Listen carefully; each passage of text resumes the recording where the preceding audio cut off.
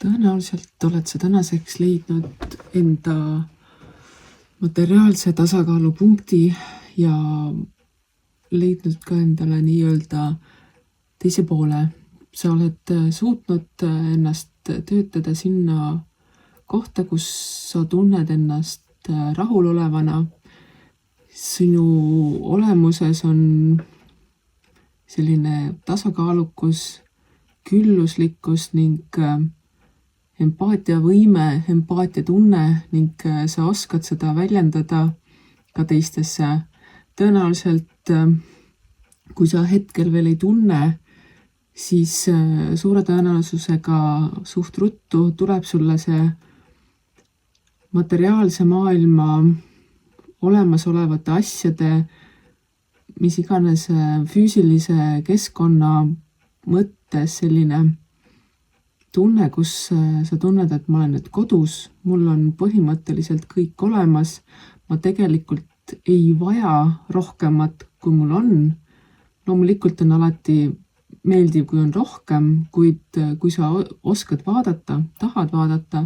siis sa märkad, et sul tegelikult on olemas kõik, mida sul vaja on. Ning selle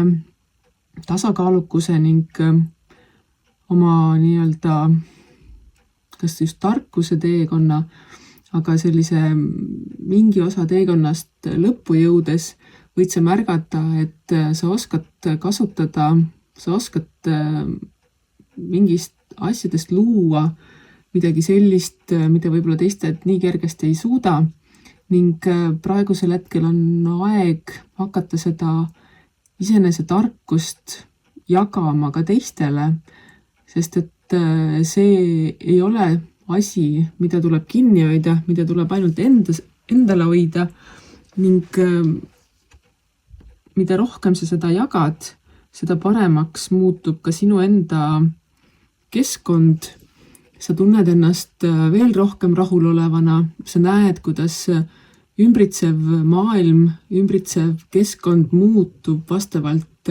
sellele, kuidas ka teised suudavad enda füüsilise maailmaga leida parema kontakti, parema rahulolu ning selle rahulolu vastu ei saa ju kellelgi midagi olla. Nii et võta kätte, tunneta see tasakaalupunkt, see heaolu, see arusaamine, et sul on kõik olemas, et sa ei pea muretsema asjade üle, mille üle sa siiamaani oled muret tundnud ning võta seda kui suunist sellise sama muretusega või empaatiaga ja rahuloluga minna edasi ning aidata ka teistel saavutada see sama koht, kuhu sina saabunud oled ning usalda elu.